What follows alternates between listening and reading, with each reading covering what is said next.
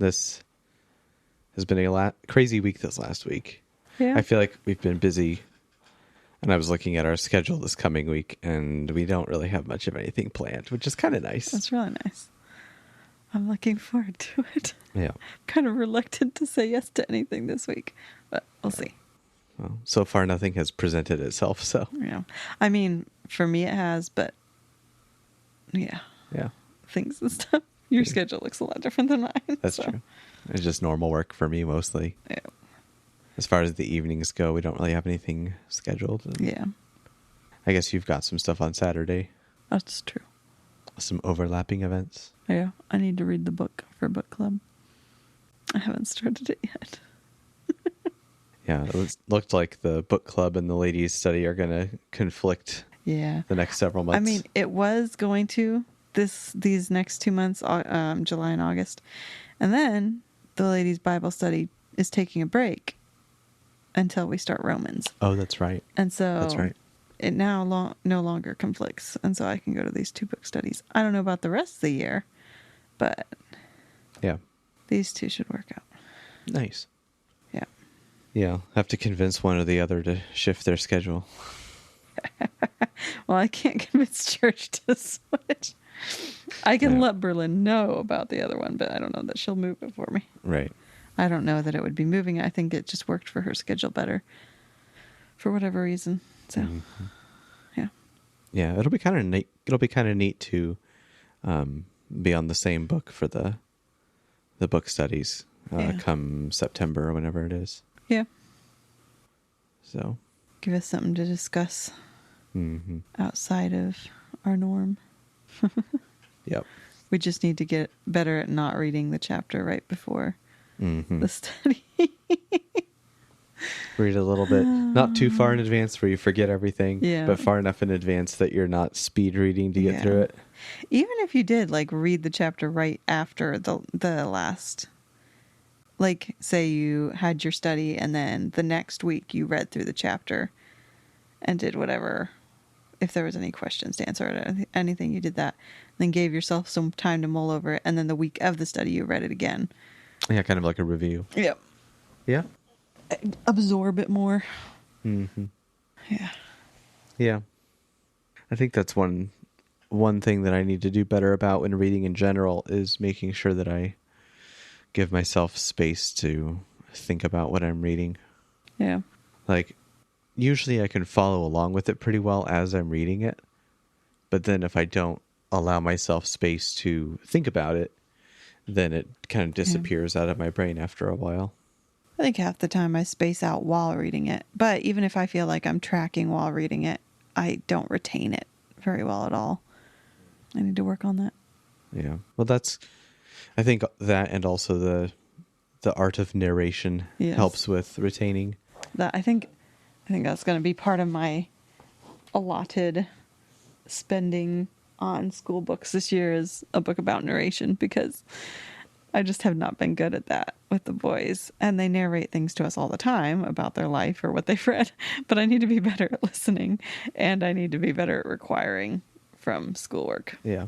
So. Well, and they're kind of they're kind of terrible at prompted narration. Yeah. Like, they'll narrate something if they want to, but if it's like, tell me about such and such, then it doesn't usually go so well. They just need to work at that aspect of things. It's a learned skill. Yeah. And active listening. You know, like if you're forced to narrate after you've heard something, then you're more conscious of it while listening to something. Like, what am I going to tell back? Mm-hmm. Yeah. I wonder, just thinking about like family worship, I always wonder how much active listening is happening. Yeah. Probably just depends on how interested they are in what we're reading. Yeah. I think having a time to talk about it after the fact helps, I think, encourage them to think about it or pay attention more as we're reading.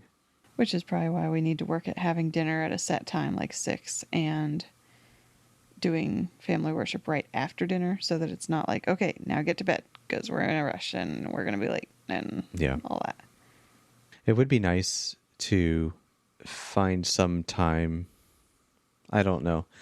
I mean, we don't really have time. I'm thinking like on Wednesdays, it would be nice to be able to find some time to do family worship on Wednesdays, but we don't really have time. I mean, you could join us for breakfast, and we could do something then if we ate a little earlier. That's true.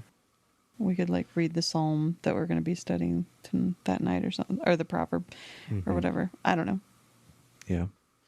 Or even pre-breakfast. Yeah, I don't know. I just feel like there's enough days that have things that come up where we end up only doing family worship like 3 or 4 days in the week. Just because odds and ends happen where somebody calls us over and we're spending all night with them. Not all night, but all the evening, Into and then the we're getting evening, home late, or Wednesday nights we're out or whatever.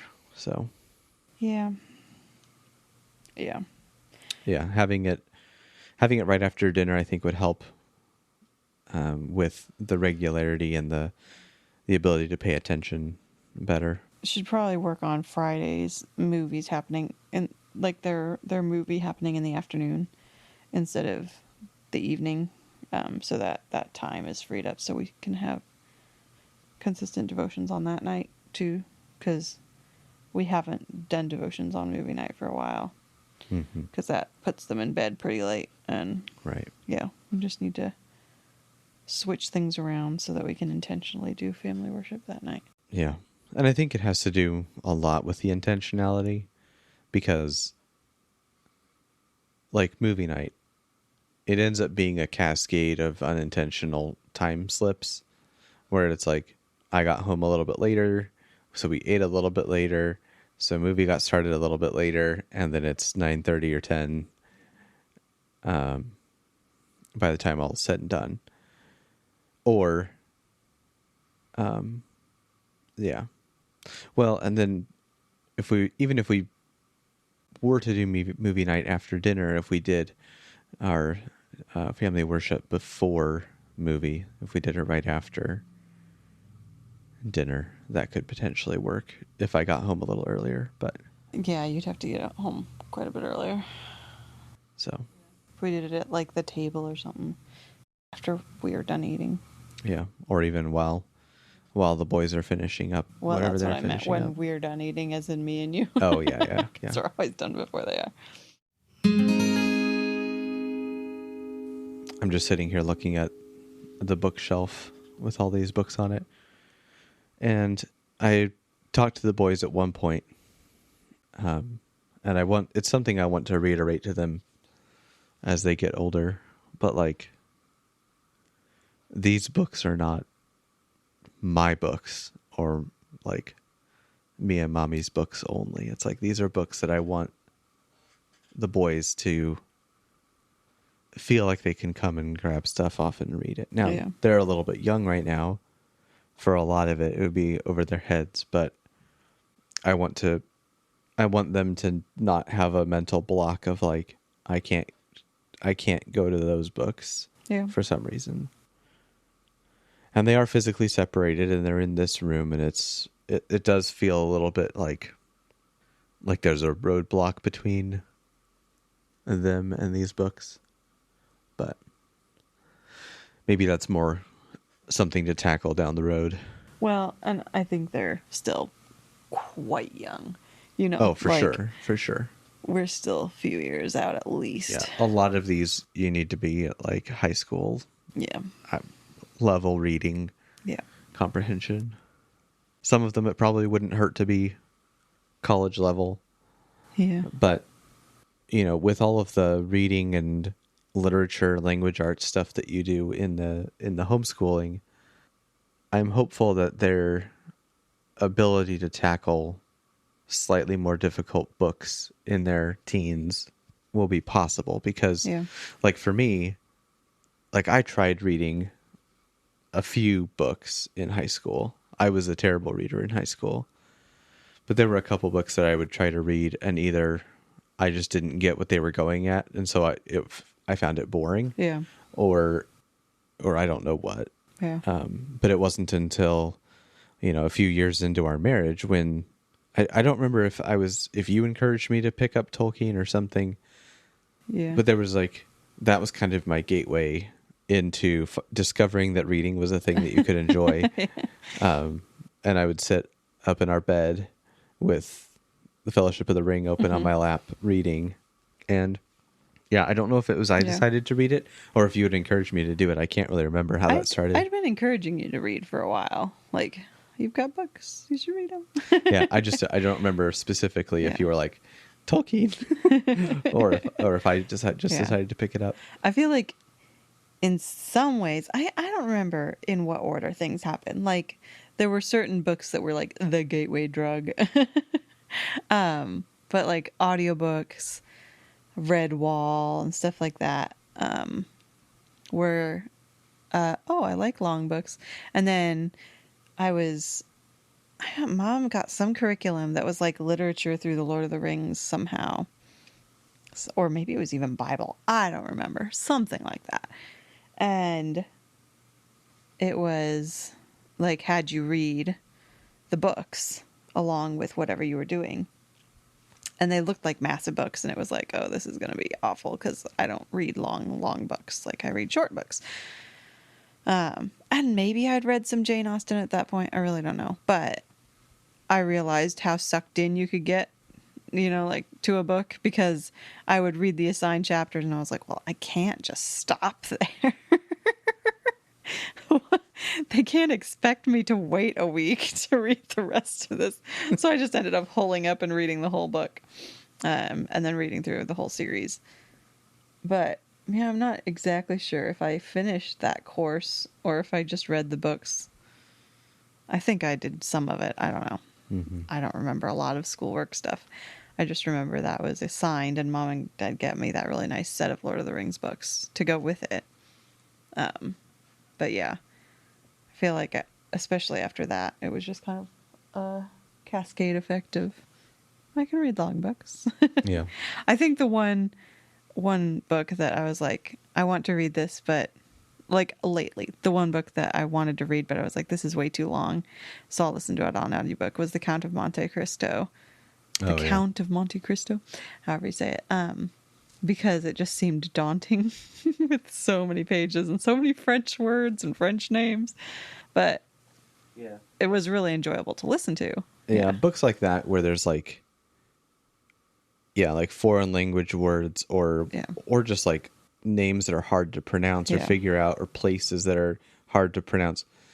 Having somebody read it in an audiobook where they're not struggling with the pronunciation and your brain doesn't have to struggle with the pronunciation, it allows you to just get through it a lot easier and understand what's happening even. It was like Tolkien's Silmarillion. I was like, I will never get through this if I'm trying to read all these made up elf names and stuff all by myself and keep everybody straight. So it was very helpful to listen to it in audiobook form. Yeah. Yeah. And, our library is now, these books up here, which are primarily the theological books, commentaries, that kind of thing.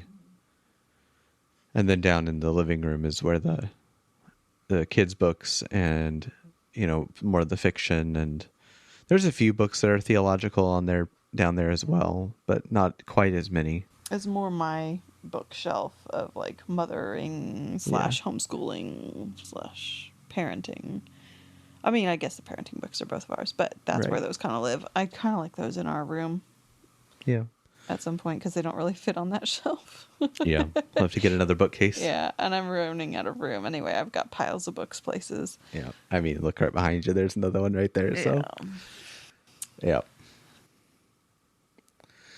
But yeah, I mean, just being intentional about building our library so that we have these books. Like, I know it's wishful thinking / dream casting or whatever it's called. Dream casting is probably not the right word. Wish casting of like, I hope that all my kids read every book that's here. Oh goodness, yeah. But like, that's not realistic, first of all. That's a strong ask. But I do hope that they pick up some of these. Yeah. And I think especially once they get older, I think I probably will require them to read a couple of them. Yeah. I mean, a lot of them we can tie into a Bible course or some sort of theological study in high school. Yeah. Well, and if you went through it with them, that would be even nicer. and some of them I might be able to incorporate into family worship as well at some point. But that's kind of getting ahead of ourselves for right now, because I don't know that we're really in a place to be able to pull something like that into that time. Part of it is I don't want to make that block of time go too long, because if it goes too long, then it loses the attention. And right now, thankfully, the boys are generally happy and excited to be there for family worship. Like Liam, if we haven't had it, will be like, I'm sad that we're not having family worship tonight, or something like that. And so, like, yeah, they are not always 100%, but they are in general more positive toward it. And I don't want it to become a slog. And I think a lot of that does come down to our own disposition as we engage with it. Yeah. As we're reading, as we're singing, how we act. It says, as the phrase goes, there's a lot more that's caught than taught in many situations. As the old adage goes. It's hard to know where they're at sometimes. It's like, to some extent, they just click into routines, and they like the routine. Yeah, that's like, true. Are we doing what is normally done right now or not? Yeah, that's fair. But yeah, attention spans are, I don't even know the right word for it. Varying. Especially with Liam. He's more squirmy. I think if we were worked on incorporating some sort of question, or like, what did you learn? Do you have a question? Do you have something you wanted to say about what we just read? Do you have a thought?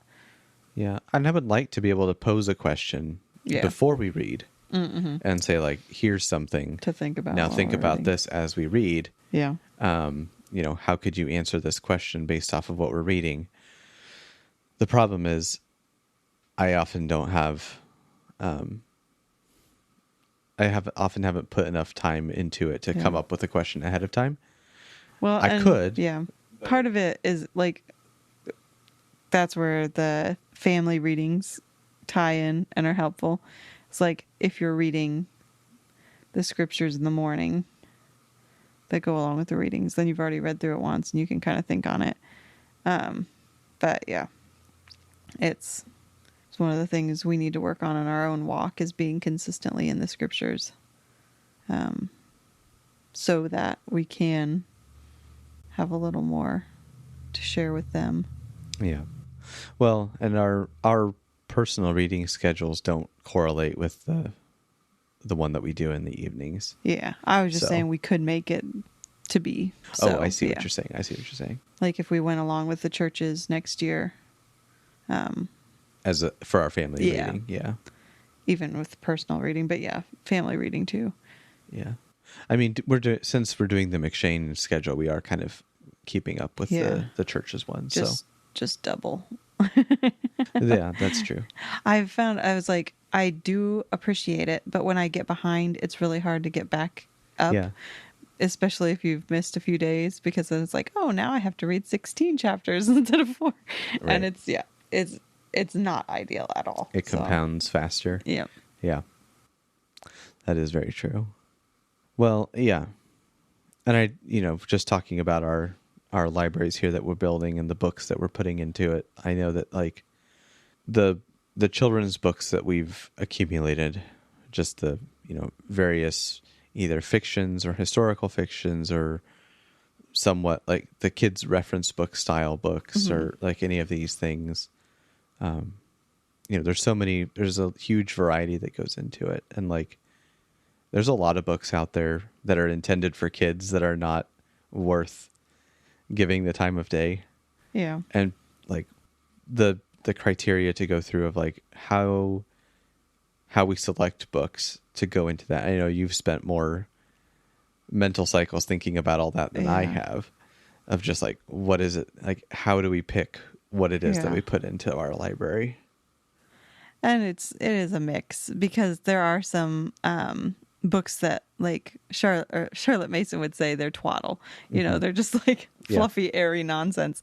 But some of those books can be fun.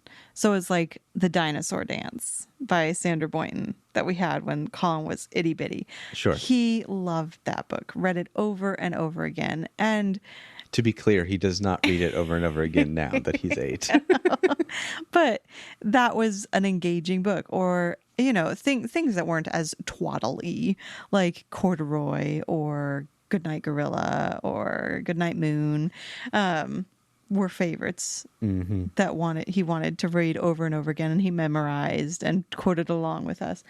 But I think when they get older, what I kind of look for, especially for adding to our collection on our shelves, is first, it has to have beautiful artwork. Like, if it doesn't have beautiful artwork, even if the words are great, it's just not worth it. Unless it's a chapter book or something where pictures aren't important, where somebody's built the book in a way that doesn't need pictures. But yeah, if the pictures aren't beautiful, aren't engaging, that it's kind of, because we were just in the Rabbit Hole bookstore, and they have this, I don't know, it's like a series or something, like No David, or it's just the most hideous artwork I've ever seen. It's ugly, it's garish, it's just grotesque. And I'm like, and I think half the time it's like crude things that they talk about in the books. And there's nothing appealing to that, to me, in that. It's just ugly. It's like, why would you read this to your child? Why would you put it in front of your child? It's one of the reasons I'm not getting the Morning Time book that goes next in our curriculum this next year, because it focuses on more modern art and like Picasso, and I don't remember who the other two artists were, but I was like, I'm going to choose my own artists and just do my own Morning Time this year, because I don't want to study those artists. Like, they can study them when they're older, but I just find nothing beautiful in misshapen human forms and weird. It's like, I'm sure there's some art. It's not easy. It's like we joke that a toddler could do it, but there are forms and shapes and color and composition, you know, that a toddler could not do, of course. But I just find nothing beautiful in that. It's just kind of grotesque, and I don't know. I just don't like it. Yeah. I mean, there's a number of things in life where it takes a lot of skill or craftsmanship or whatever to create this ugly thing. And it's like, well, yes, you did put a lot of skill and craftsmanship in what you did, but the end result is not appealing and great. And like you were saying, when it comes to especially, you know, those picture books in particular, like where the primary purpose of the, not primary purpose, but one of the big pieces of the book is the pictures. Yeah. It, like, making sure that is beautiful to engage with. Yeah. And so it's like, so that's one criteria. But then if the pictures are beautiful, the words also have to be in some form, either well written or beautifully written. Because if you have beautiful pictures, but just either inappropriate or dumb wording, it's kind of, I don't know. There are some beautiful picture books that are just pictures. That is, and you can make up your story as you go, and that's kind of fun. It like fosters creativity. It can be different every time you read it. That's kind of fun. But yeah, I like to have a good story behind. I love Robert McCloskey. Because he has very just real world stories like Blueberries for Sal or Make Way for Ducklings. That's not as, you know, real worldy because the ducks are talking. But sure. But it's not nearly as much like fantastical. Yes, and it's because the ducks don't talk to people. Like, the people don't understand the ducks, so it doesn't cross that fantasy barrier of, oh, that doesn't really happen in real life kind of thing. It's like the ducks are in their own little duck world, and the humans are kind of trying to figure out what's going on in the duck world. Well, and he writes well, and the words he uses are like engaging, and but it's also not like, it's not like this over the top contrived like rhythmical sentences or trying to rhyme everything or like this kind of thing. Which can be fun. It can be fun to have a whole rhyming, like Giraffe and a Half. Sure. That's just fun to read. And it gets a lot of laughs because it's just kind of ridiculous and funny. But it's just, I mean, Shel Silverstein beautiful, is like a little calm, like Shel Silverstein as a whole is a little bit at odds with some of these values. Like, he does have his illustration style is not beautiful, I wouldn't say, and he does, some of his things do edge onto the cruder side of things. So that is true. You kind of have to pick and choose with him. Shel. He doesn't go into the fully grotesque for the most part. His illustrations, they're whimsical, I would say. Mm-hmm. Some of them are just like, oh, that's weird. But that's like good writing, good illustrations, good morals is another one. I just don't appreciate children's books that have kids with stinky attitudes that never really resolve. They kind of end up getting their way, or they were right all along. Their parents apologized to them. It's just, sometimes parents need to apologize, sure, but not when the kid was having a stinky, nasty attitude, not when the child disobeyed them and went off and did something that ended up turning out okay. And, they actually saved the world because they disobeyed mom and dad at age 10. It's like, okay, well, not the moral I'm going for here. Right. Talk about a contrived story. Yes. And so, there are different elements, but I want it to be a book they actually want to go and grab and pull off the shelf. And some of them, it's like, oh, actually, I just like this storybook, but it's not engaging for them. So it must be over their head, or somehow it doesn't hit that engagement point. And I can't always figure out why or what. And part of it could be their personalities. So it's like Colin does not like fairy tales. Liam does. And I don't know what aspects of fairy tales. I don't know if it's the scary elements or what it is exactly that Colin doesn't like. But some children just attach to certain things. Well, and Colin don't. Is very much... He's more matter of fact. Yeah, well, and at this stage, the books that engage him are either a chapter book that he's getting into, or a reference book of some kind. Yeah. Most of the books he's really enjoyed are somehow real world scenario. Yeah. It could be like mice that are in the real world doing something, but it's like real things that you could potentially do. Narnia was probably the exception that he really enjoyed that. But it's like Wind in the Willows, Beatrix Potter, the mice books, but they're mice who are sailing on the sea as pirates and British sailors or something. So it's like an element of real world. It's not completely in the fantasy realm. It's something that could happen to people if it wasn't mice, sort of thing. Sure. You know? Yeah, it's not a fantasy land. Yeah. For like, strictly speaking. Yeah. It's not fairy tale realm where there's magical, mystical things happening. It would be interesting to see then, like, his engagement with, like, Tolkien or Lord of the Rings. Yeah. Because I think it is fantasy, but there is enough to it that, like, connects to the real world. Yeah. I think they're probably close to ready for The Hobbit. Yeah. It probably will be a while before they're ready for the trilogy. Sure. Just because, like, subject matter's more weighty. There's a lot more going on there. It's not a, go there and come back safely sort of story. There and back again. Yes. And it's like, not everybody survives. There are deaths in The Hobbit.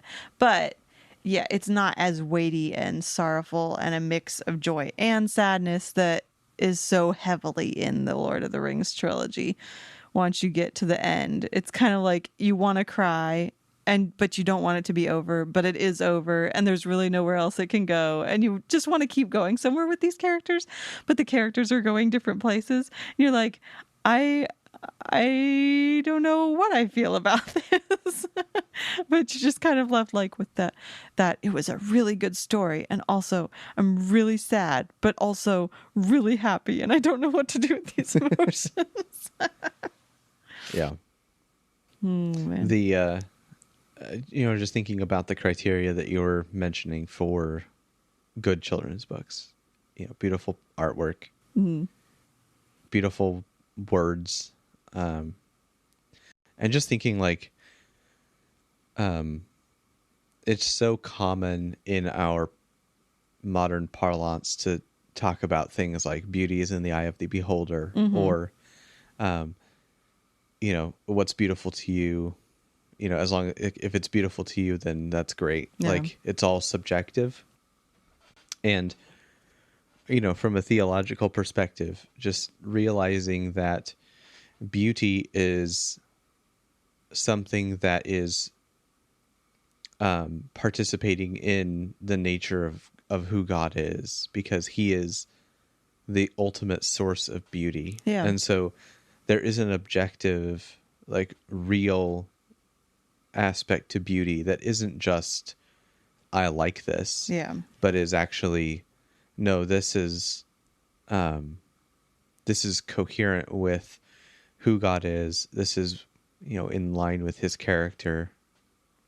And it's easy to get pulled into the subjectivism just because we are surrounded by it all the time.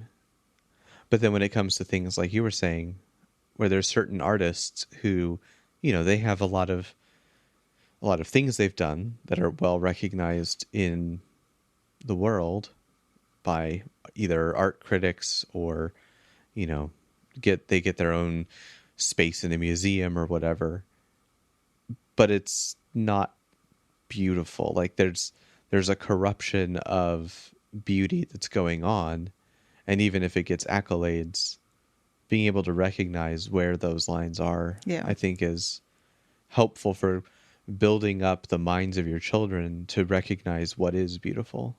And a lot of that fits into the Charlotte Mason philosophy of education, but it also, for her as well, goes back to scripture. And I was thinking of Philippians 4:8 says, "Finally, brothers, whatever is true, whatever is honorable, whatever is just, whatever is pure, whatever is lovely, whatever is commendable, if there is any excellence, if there is anything worthy of praise, think about these things." And thinking about that tying into what we think of as good art. And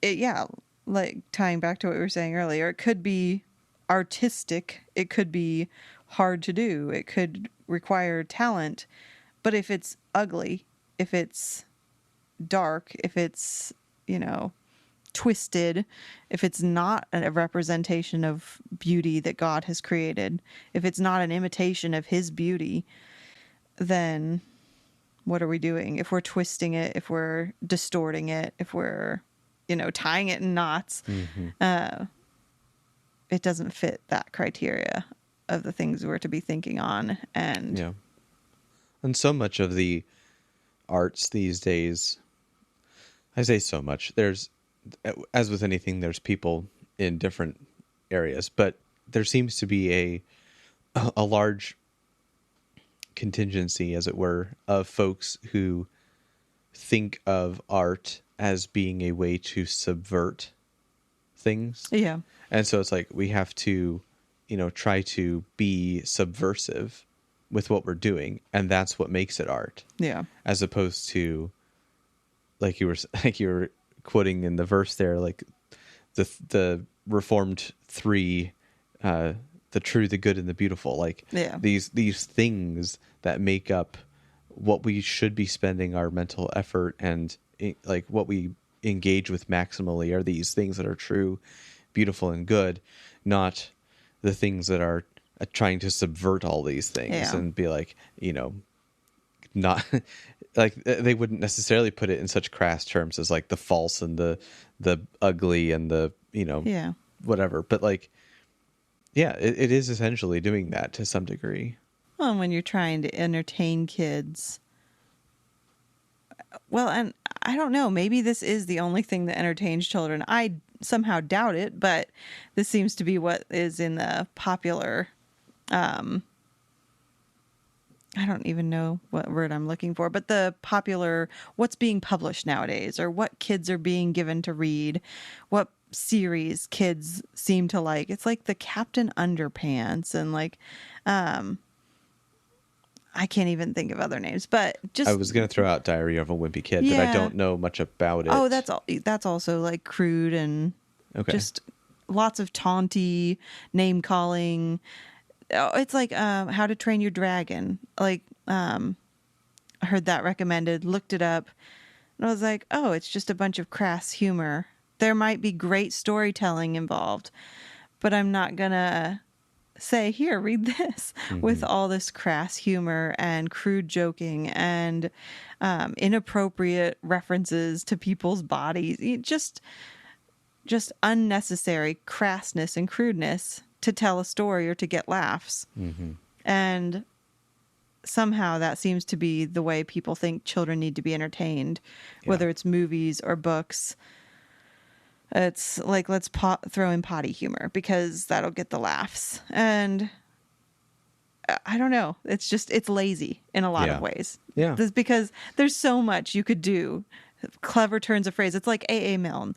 He has fantastic turns of phrase, humor, and will have kids rolling. And he doesn't resort to poop jokes. Yeah. Or burps or bodily noises. He doesn't need to, because he's written it in an excellent way that draws you in and connects you to the characters. His characters have real human issues.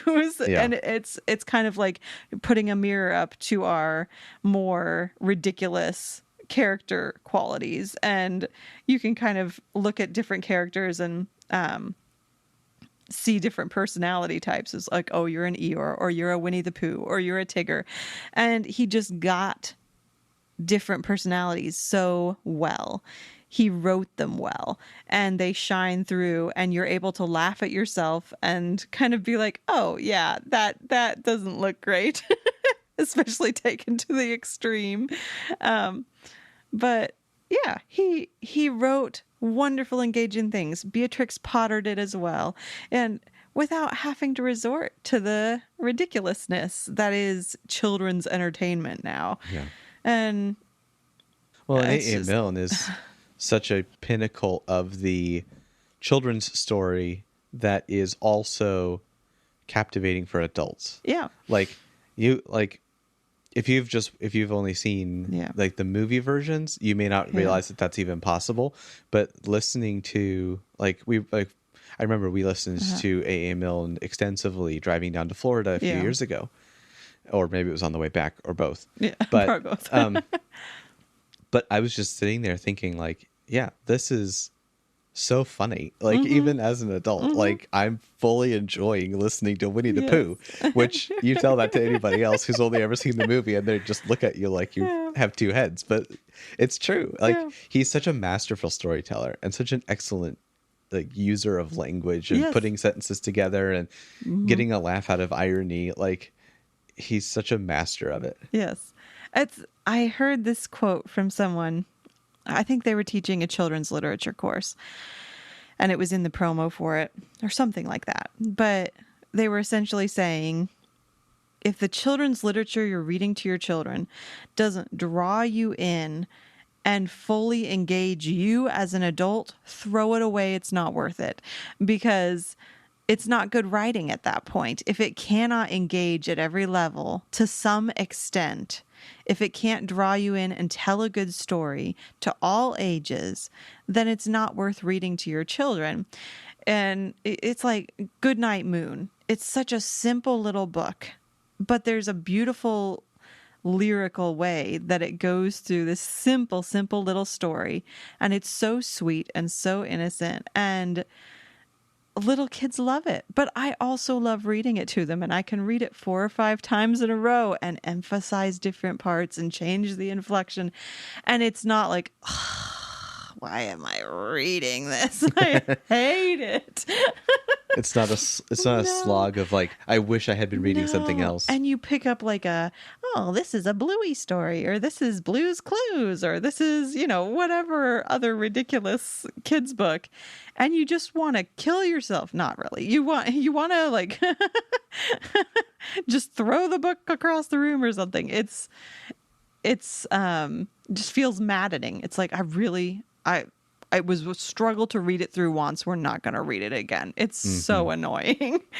But yeah, to find excellent literature, even written at the board book level, like little tiny bitty kids, and find books that you don't mind reading over and over again because they're well written. And that's a skill as an author, to write something at that level. Yeah. That is also engaging for adults, because exactly. Like, I'm sure Dick and Jane did a lot of good for a lot of people, but it was not I don't feel like it was going to be very engaging for adults reading it. It was more of that felt like more of the tedium. Yeah. And they brought in one aspect. There's pretty illustrations. They're not ugly to look at. They're not unpleasant to look at, but yeah, it's more of a use book. It's like, we're just going to utilize this. This is for the vocab and for reading training purposes of like how it uses the short 1 syllable, 3 to 4 letter words to tell a story. And even in that, you can use like, it's making me think of the reading curriculum I used for Colin after we tried the 100 easy lessons. I think that's what it's called. It's 100 something. But to switch from that to 100 gentle lessons in sight and sound, I think is what it's called. They used poetry and songs and engaging stories and used that in the reading curriculum to where they weren't reading Bob and Sam are, I don't remember, something, or like Sal has a cat. The cat is good. Or it's no wonder they hate doing it. Right. It's tedious. But finding things that aren't as tedious, that actually you have that sense of accomplishment. You read something through and it was actually engaging. And sometimes the Bob books or Dick and Jane help with mastery of simple reading skills. And sometimes you do need to utilize things like that. But it's also nice to have something that pushes them a little bit above their level and ties that into learning. And doesn't make it quite as tedious. Yeah. Feel like pulling your hair out. Yeah. And teaching to read feels like pulling your hair out to some extent anyway, just because you're sitting there listening to somebody painfully sound out words very slowly. Right. And so there is an aspect of needing extra patience for those moments. Yeah. But if you can make it so that it's not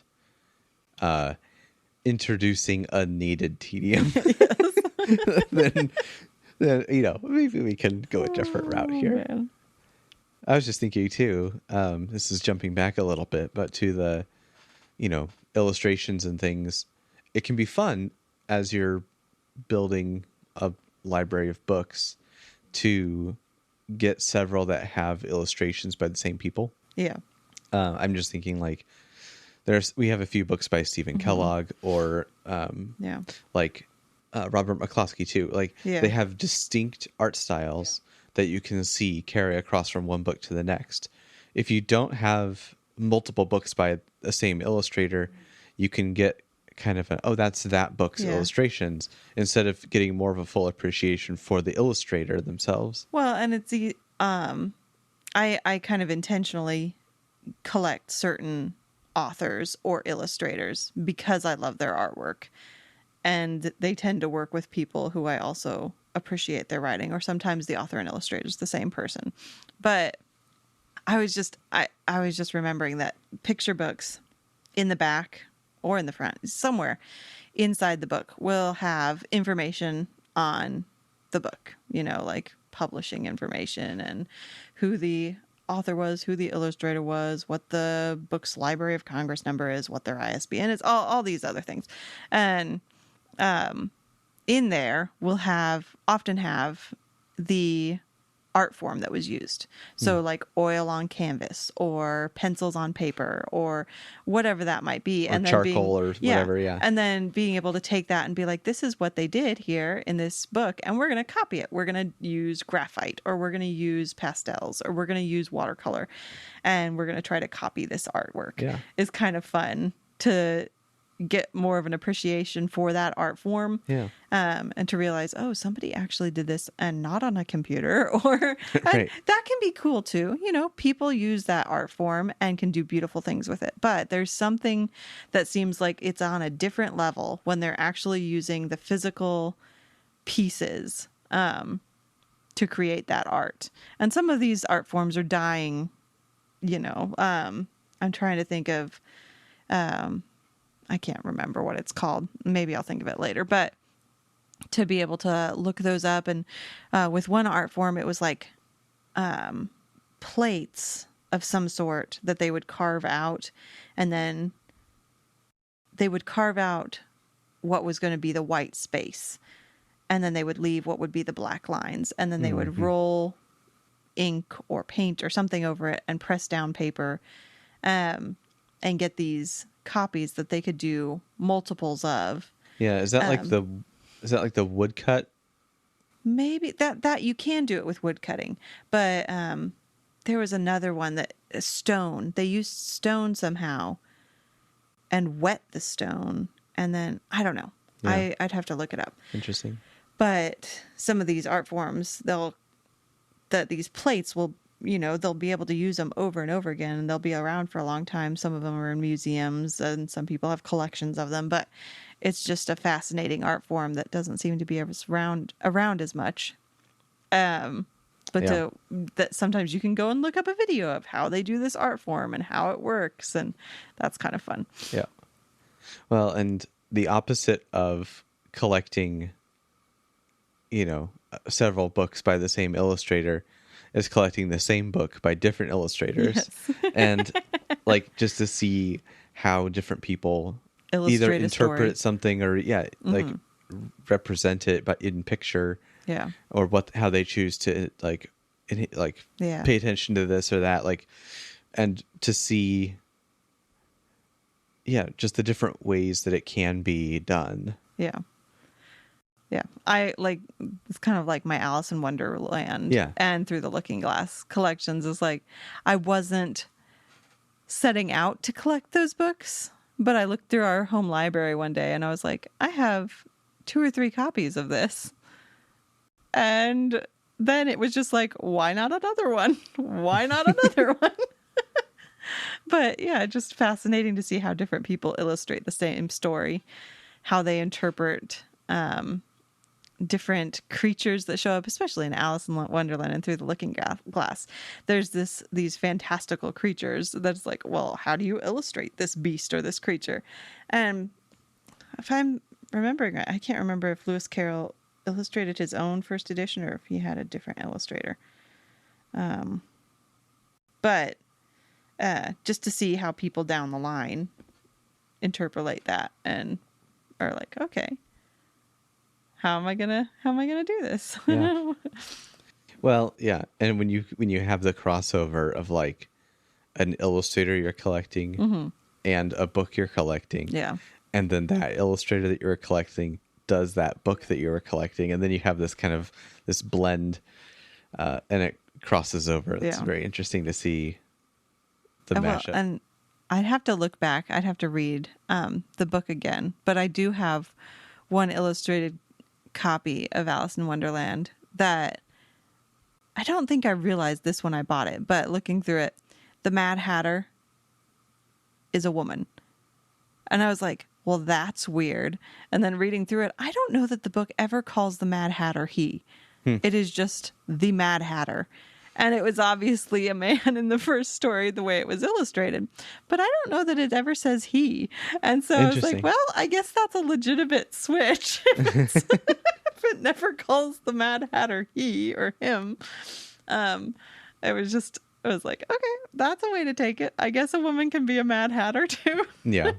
Well, and it could have been an intentional thing by the author of like just creating an extra element of uncertainty about this person. Yeah. Of just like, you don't really know anything about Yeah. this character. And, Well, it's like, or just he's yeah, off the wall and like, yeah. the Mad Hatter, the March Hare, the Dormouse. They're all the White Rabbit. You know, they're random characters who do just strange things, but with human elements to them. And there's just so much nonsense that happens, but Yeah. in funny ways. Yeah. And he was one, Lewis Carroll was one who enjoyed playing with language too. Yes. He was, With his poetry, and yeah.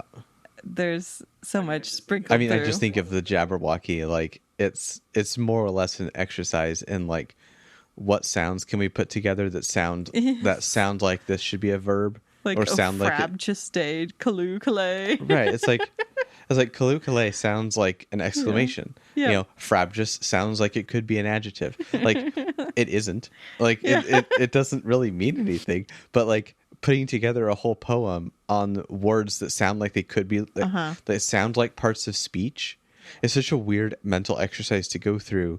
But it's that whole like playing with the words and playing with the language and just making up things that like that plausibly fit into this bucket of like, that could be a noun. Yep. That could be a verb. That could be an exclamation. Kalukale. Like, Yes.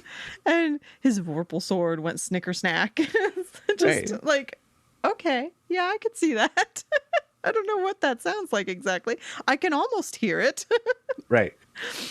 Oh, man. It's very interesting. And in some ways, just making fun of the way we name things, like the Jub Jub bird Right. and the Jabberwock. And, you know, it's like, okay, we have some ridiculous things we've named animals. Yeah. It's like by the sound they make or by the way they look. It's like, yeah, it fits. Yep. So, popping the stack, as they say, which is a computer term, Okay, I was like, I have no idea what that means. but it's like you get layers deep into something, and so you pop the stack and you go back up a few layers. So we talked about, you know, illustrations, like, or beautiful art in books. Yeah. We talked about beautiful use of language and storytelling. What other aspects to children books do you look for? I think that's the majority of it. I like fantasy. I like fairy tales, but I think the majority of what's on our shelves is either biography or something that could have happened in different time periods in history, historical, whether it's historical fiction or an actual historical account. Or a fiction that's not historical fiction, but is like based in the real world. Yeah. It's like Christina Katerina in the Box, or whatever the Stephen Kellogg one is, where they go on a road trip with a pizza as a wheel on their the Rattlebank Picnic. Yes. It's like when the day Jimmy's boa ate the wash. like it's you know. completely ridiculous. Yeah. It's not even close to historical fiction. Yes. But it does play in the real world to an extent. Yeah. I don't want it to have. We kind of talked about this in language, but like the words they use, I don't want swearing. I don't want potty humor. Mm-hmm. If it's in like a read aloud that we're reading, I'll put up with a certain amount of words we don't use in our family because I can skip them. I can change the word there. I can say a different word. But for picture books or storybooks that they're going to pull off the shelves, I don't want those words in there. Mm-hmm. So that's another one. What about like format? Like I don't know. There's different constructions to books, right? There's like the hardcovers. There's your paperbacks. Yeah. There's stuff that has. I'm not as picky. Like I appreciate and will take hardcover when I can. It's not a I will die on this hill sort of thing. Right. Because there are some wonderful books that I want to add to our collection that I cannot find in hardback for a reasonable price anywhere because they're just no longer in or was circulation. never printed in a hardback. Or were never printed in a hardback. Or it's just a price I'm not willing to pay for a hardback. Some books it's like, yes, this was a childhood favorite. This is a beautiful book. I will pay $20 for the hardcover. And I don't care. And then there are other ones where it's like, it's not worth it to me, or I don't know if I'll like it that much, because some books I like to see if I can get them from the library before I bring them into the house as a purchase book. Mm-hmm. But I can't always do that because they're either not at our library or sometimes not even available for interlibrary loan, so I can't get them anywhere. Sure. The only place I can get them is used on like Thrift Books or Abe Books or something like that, eBay. So there's no real way of flipping through and being like, is this something I'm really okay with? Is this something I want to put on the shelves? And that's always a disappointment when you buy a book, when you spend money on it, and then you open it up and have to come to the realization that actually this isn't something I can put on the shelves. Yeah. So if it's an unknown and I haven't found a good review from someone I trust who has similar values, then I won't spend as much money on it. Sure. Because quality is important, but I also do appreciate quantity. Like I want to have a decent collection of books. Yeah. Well, one of my beefs with children's books, which I think I've talked to you about before, but is when there's a hardcover children's book and they give it a dust jacket. Yeah. And it's like, this book is intended for kids under the age of 10. There shouldn't be a dust. No. It's just going to get destroyed. I like dust jackets. I do. And I will try to keep them in good condition if I can. But half the time, the beautiful artwork is on the dust jacket and the underneath book is just cloth bound or nothing on them. It's got nothing on it, yeah. Yeah, I really appreciate a well done dust jacket that reveals, when you take it off, either the exact same artwork on the physical book or something else that's also beautiful. Yeah. Half the time it's like, well, I really would have loved to keep the dust jacket. That's why sometimes I do buy ex-library copies because they've wrapped them in this cellophane-y plastic stuff, taped it down, and nobody's been able to get at the dust jacket for however many years. And so it's still in pretty good condition. Yeah. You just have to worry about library stickers, which I don't love. But yeah, dust jackets on kids' books. Not peak thought through there. Yeah. And I've got a number of books on my shelf in here that have dust jackets on them. And the dust jackets are nice and sometimes they're pretty. But I go back and forth between thinking I should take all the dust jackets off of all the books and just have them all sit there or keep them on. And so far I've kept them on. But I go back and forth in my mind. I should take all the dust jackets off. Yeah. If they start to get to the point where they're torn or they're dirty, I'll just check them because it's not worth it. Unless it's like a beautiful dust jacket, and then I'll tape it up. But yeah, most of the time they just end up being thrown away because kids just can't keep them on very well. You open the book and the dust jacket slips, and one or the other of the ends will come off, and then it'll get ripped and crinkled and folded and stepped on and dropped and shoved under a couch for 3 weeks. Oh, man. Yeah. Yep. I like when books are reasonably sized because sometimes you'll get a children's book that's like 16 inches tall and it doesn't reasonably fit with all the other picture books on the shelf. It sticks up like at least 6 inches above everything else. And it's like, why did you make it this way? This cannot live with the other books reasonably unless I give it tons of headspace, and then it's sticking up in a funny way all by its lonesome. And so I don't know. Yes, I appreciate reasonably sized children's books. Yeah. But you get to see more of the art, I suppose. I don't know. You just see part of it. And so it's not my ideal. It's funny. Yeah. Yeah. And then the other thing, like when it comes to books in our library, I've been pretty happy with where we've had our books in our house. Partly because none of the bookcases that we have end up in direct sunlight at any point during the day. Yeah. And well, I say that. I think during the winter months, the ones that are in the living room get a little bit of sun in the late afternoon. Maybe. But on the whole, generally speaking, none of our bookshelves get sun. And when you have something that lives in a spot where the sun hits it over and over again, it ends up fades, fading. Yeah. And so I'm pretty happy with not having any of our books really in a place where they can get that sun faded. Yeah. That sun damage to it. So the struggle is when you run out of space and you're overpacking books. I've kind of hit that snag with the downstairs bookshelves, is that they are overpacked. They're too tightly packed into their shelves. And so, especially with children's books, that makes it a lot less appealing to pull a book off the shelf. Yeah. If you have to like work it out and then work it back in, what's the point?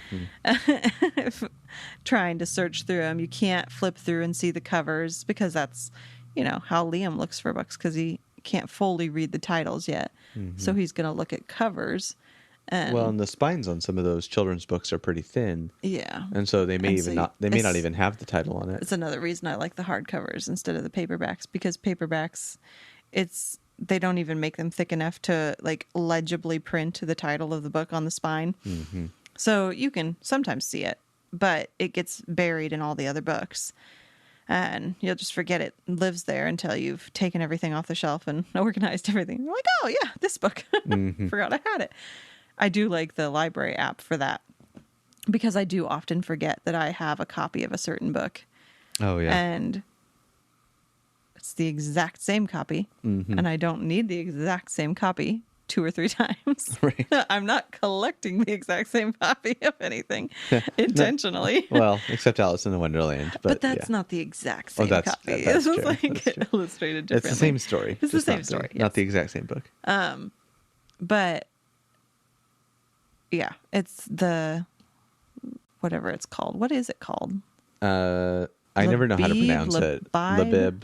Something like that. Yeah. Labib is very, very handy. So I, at some point, will probably, I accidentally, confession time, I accidentally deleted a book the other day. Oh. I don't know what book it is because I hit something and I was like, oh wait, it just disappeared. I don't know what I did. So there is some book somewhere that is not accounted for. I wonder if there's a way to see how you deleted. what was deleted. Maybe. I don't know. I'm not tech savvy enough to pull that out. But it is very, very handy for book shopping, especially for school. When I'm buying books and I'm not really sure, I feel like vaguely I remember reading that, or I remember having it. But with the span of life, being from age like 2 or 3 to 33 here, there's a lot of books that I've had read to me or read myself. And so it can be like very easy to look at a book and say, oh yeah, I have that. And then realize, no, I read that at one point, but I do not own it. I remember this one. Or vice versa. Yeah. It's like, oh, surely I don't have that yet. Was that did I say that already? I don't have it, or I do have it, and I think the other, whatever that is. But yeah, it's very, very handy, especially if I'm out and can't check, out in a store, out in a thrift store, wherever, to be able to just pull it up and be able to say yes or no really easily. I'm trying to think. You mentioned not having more than one copy of the same book. I think there's at least one that I have the same copy of, and it's because we got a misprint. Oh, yes. That it's the Christianity Christian liberalism. Yeah. Yep, Christianity By and Liberalism Machen. by Machen. Yep. Ended up with a misprint Yeah. on the first one. I've ended up with a few duplicates in kids' books just because of gifting. Oh, sure. Somebody's given us a book that we already had. But for the most part, I avoid accidentally getting more than one copy. Yeah. I suppose one other consideration for kids' books that only applies to certain books. It isn't a consideration you need to take into account for most kids' books, but is representations of Christ or God in them, of like in the illustrations. Yeah. Again, for most kids' books, that's not an issue because they're not telling Bible stories or things. But and I would have to go through our children's books again because when we first were married, that wasn't even a consideration in my mind. Like, that didn't cross my mind. That was just like, story Bibles have that. That's just what's in there. Children's books have that. And now there's like a few children's story book Bibles. I guess, I don't know. I feel weird calling them Bibles. Children's biblical storybooks. Right. But that have beautiful, beautiful artwork. Well done. But they have pictures of Christ, illustrations of either God or Jesus in them. And I'm like, well, I guess not that one. Yeah. So I appreciate some sites will have a disclaimer, does have pictures or doesn't, of Christ. We don't represent or we do. And that's very helpful when looking at stuff. Yeah. Well, I know there's that one, the one by Catherine Voss that she did. I think it's just called the Children's Story Bible. Children's Story Bible or Children's Storybook Bible, something like that. Yeah. But there's two editions of it. Yeah. There's one that has really well done illustrations that do include pictures of Christ. And then there's one that Banner of Truth publishes where they redid or recommissioned some of the illustrations. Yeah. I haven't really looked too closely at those illustrations. I don't think they're quite as good, but they don't have pictures of Christ in that one. And so I do appreciate it when publishers make that effort. Yeah. Because it's not always a given. Yeah. And that kind of, doing the research on those things to, like you were saying, either check something out at the library to get hands on it and read through it yourself before buying it. Yeah. Or looking through reviews of people who have similar values or looking for listings on sites that tell you certain things. Like, there's just a lot of things to check before actually buying something to know whether or not it's something that you want in your library. And I think, some of that I understand from a publisher's perspective of like, we don't want to just give away the whole book for free. Yeah. Which I'm not asking them to. Yeah. But it is nice to be able to have the whole book for free ahead of time somehow to know whether or not it's something you want to add. Because like, we're not averse to buying a book we already read. Like, we do that all the time. And it's like, okay, I read this book. I really like it. I want to buy it and add it to our library. Yeah. Like, you've done that with a couple books you've gotten on audiobook. Like, you've listened to the whole book. And it's like, that's a really good book. We'll buy the hardcover because we want to have this in our library. And so just having the ability to, have that check or be able to see, is this something that we want to add? Well, and libraries, they can be a great resource. They can also be a frustrating one if they don't have copies of what you want. But had a friend's friend that was telling us about Mid-Continent's.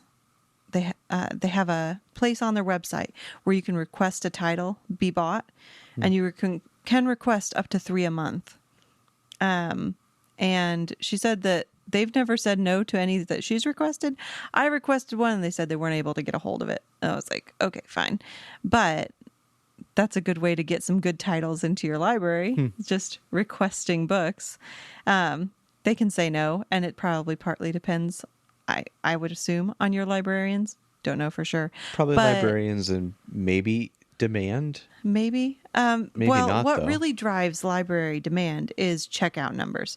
So if you have a book that you really think is wonderful to have on library shelves, you need to be checking it out yourself because they look at the end of, I don't know if it's monthly, quarterly, yearly, but they'll look at the number of checkouts a book has. And if it doesn't have enough, they'll retire it, they'll sell it, they'll get rid of it.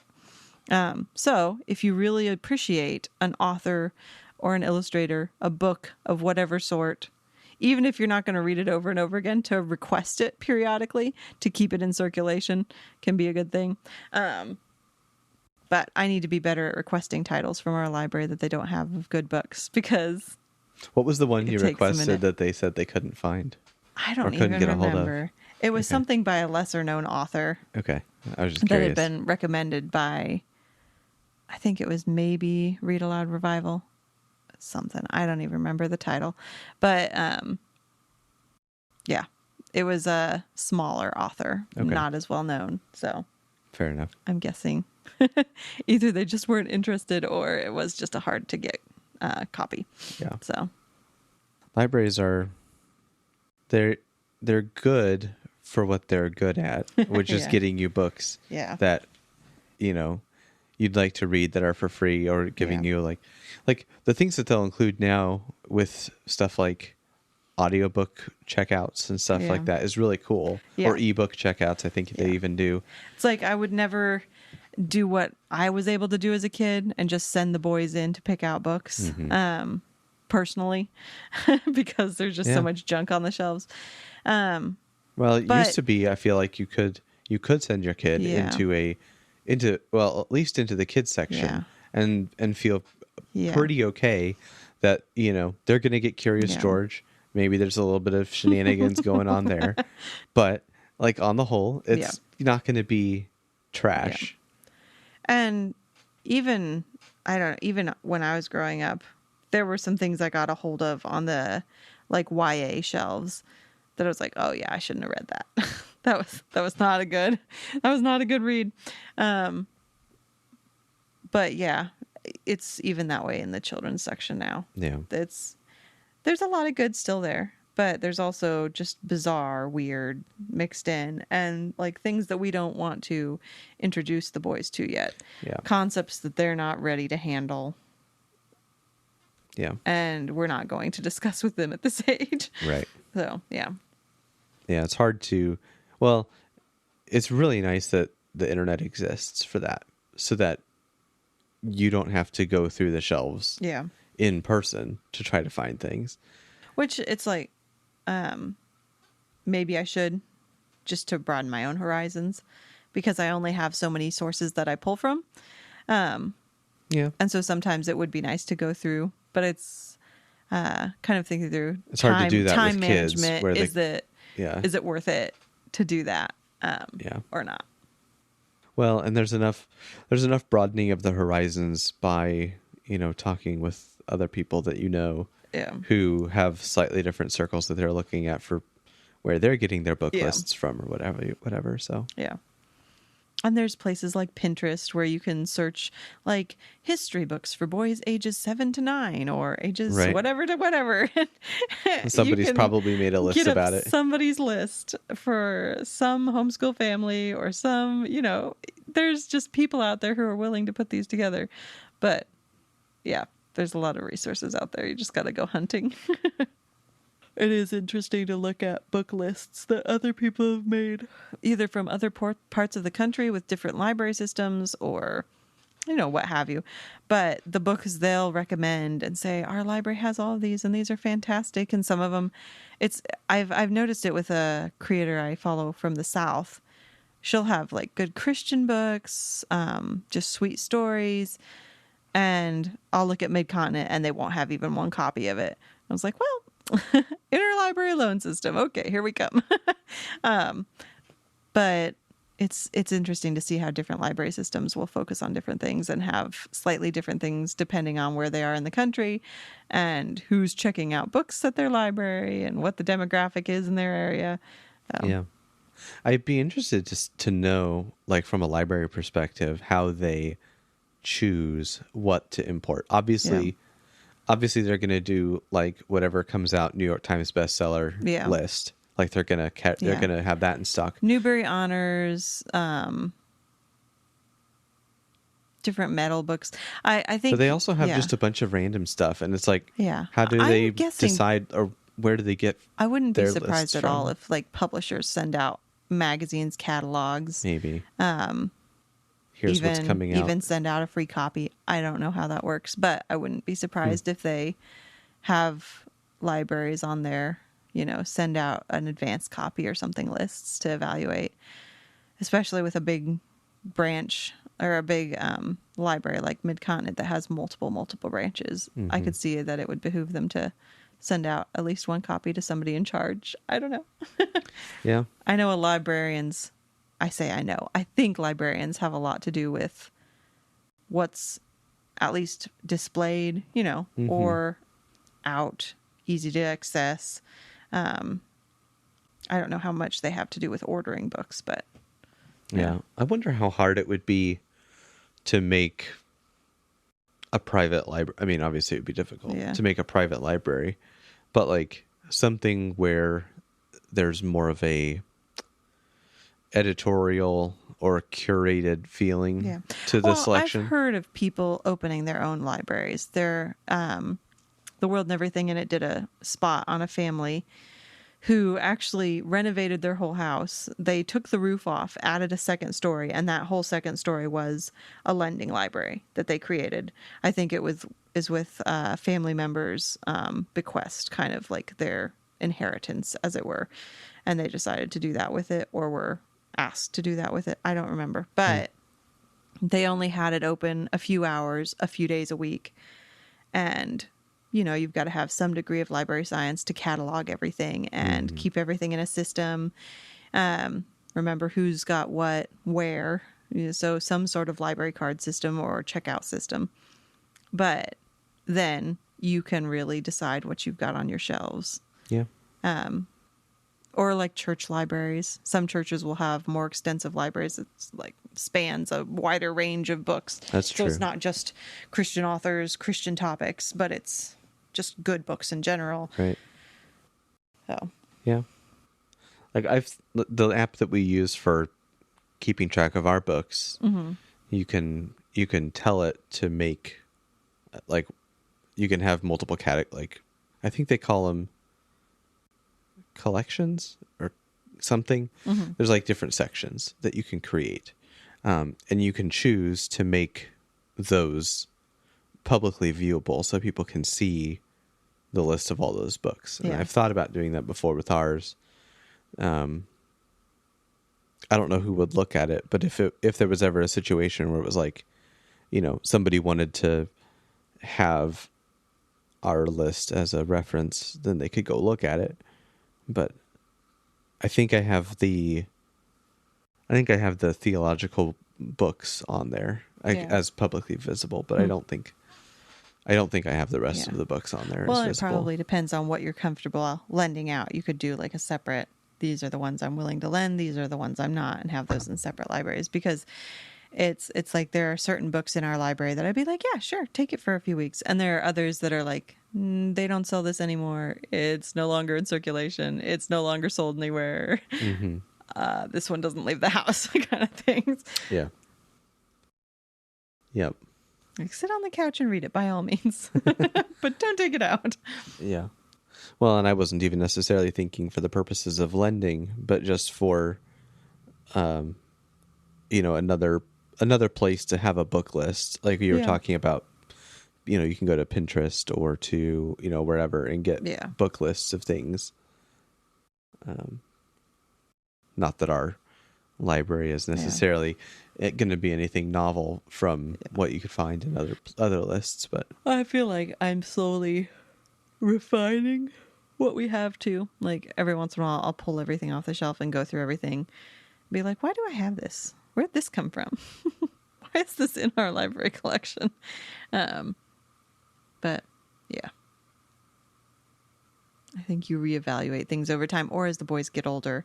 Yeah. And I have a book from when I was a child, and I'm like, these aren't the morals I want to teach them, or these aren't the things I want them to think about XYZ situation. Yeah. Yeah, the criteria that you use to evaluate books changes Yeah. over time, and so yeah, What you are and aren't comfortable with. what you bought 6 years ago may be Yeah. not something you want on your shelf now. Yep. And reevaluating and thinking through, because the art of storytelling is so powerful. What you choose to say in a story has a lot to do with how your worldview's formed.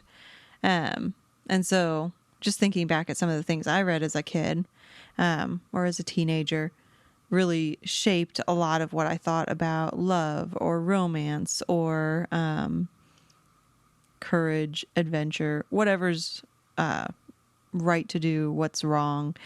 And there are so many messages in stories, whether someone was on a preachy stint or was just their worldview was coming through the story they were writing, whatever it may be. I'm realizing more and more that comes through very strongly in somebody's writing. And if it's an opposing worldview or anti-Christian worldview, that is going to come through in the story. And some stories less than others. Some, it's like, well, yes, this is not a Christian worldview, but it is profitable at some age to read through this and discuss it. That varies a lot with stories. Some are just trash at any age. But yeah, just realizing with some of the books that I would have looked at and been like, oh yeah, that's just innocent fun. And then going back and reading them as an adult, being like, okay, what was my teenage mind taking away from this? How did this shape me in certain ways? Because stories do shape you. They're powerful things. Mm-hmm. And realizing, oh yeah, that wasn't helpful. Or, oh yeah, that put a weird twist on how I thought about this certain thing. And trying to be more careful about those sorts of things. Like, what am I reading? What am I going to put in their way for them to pick up and read? Because I would like certain shelves to just be, you grab anything and it's fine. You know, there's age appropriateness to certain things, but yeah, I would just like it to be a safe spot for them to take just about anything off. And they're not quite at the age where they seem interested in pulling anything off. And there's nothing that would be, you know, inappropriate that's on there currently. Yeah. Like any book that would be, we've got somewhere else where they can't get at it at a certain age. But some things would be more over their head. Some things they're not quite ready to process the right and wrong in a situation. Like, who is the actual bad guy and why? Yeah. But trying to curate that more to be like, you can take anything off the shelf and I'm fine with you reading it. Yeah. Yeah, right now they're not very interested in grabbing random books. They like what they are familiar with. Yeah. And part of that means that I just have to put things in their hands and say, hey, read this. Yeah. Well, what was the series that Colin pulled off the shelf either yesterday or today? He has the Paddington books that he had off. Oh, was that the one? Okay. Yeah. So that's another one. I thought it was one of the other sets that he hasn't looked at yet. Okay. It could have been. And sometimes I'll get them a set for Christmas when they're really into something, like they were really into Paddington for a while. And then I get the chapter books and it's kind of like, eh. And then he'll pull it off a year later or something. And it's like, okay, now he's ready.